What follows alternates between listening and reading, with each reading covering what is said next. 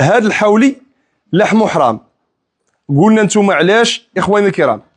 حنا شادين هذا الحولي، قلنا ندير لكم التحدي اعزائي المتابعين، حسبوا تحدي حجايه خبيره اللي بغيتوا.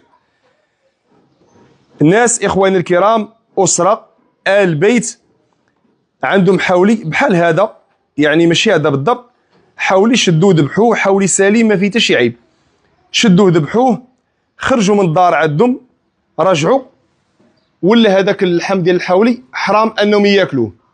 وقولوا لي يا اخواني الكرام علاش تحرم عليهم اللحم ديال ذاك الحولي؟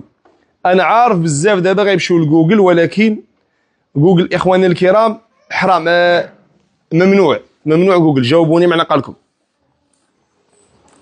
ناس ذبحوا حولي، قادوه، خرجوا من الدار، رجعوا، ولا حرام انهم ياكلوه؟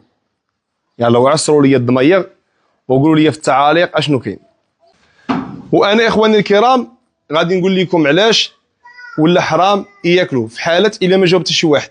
الا جاوب شي واحد غنقول في مثالها الجواب الصحيح، وغادي نخلي لكم تعليق على السبب ديال التحريم ديال هذا اللحم ديال الحولي لهاد البيت هادو او الاسره او غيره.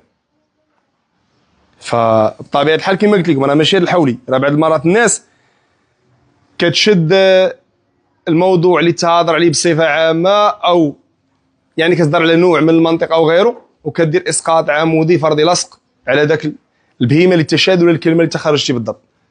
بحال ديك العجله اللي قلنا في مثال، راه العجوله الصغار اللحم ديالهم كيتباع غالي، وعلاش كلشي كيقول لي يا خويا مصطفى حشومه تذبح ديك العجله، راه قلنا هذه العجله غير خرجنا صورنا بها.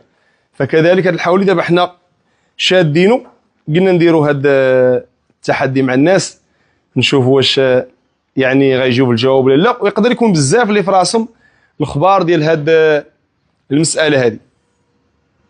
وللتوضيح اخواني الكرام، الحولي اللي ولا حرام على هاد الناس اللحم ديالو راه حولي مزيان ما فيه حتى شي عيب. المساله في حاجه اخرى، يعني ما بقاش يقول لك بنادم لا حولي ما دايرش الذبيحه، حولي الحولي مزيان.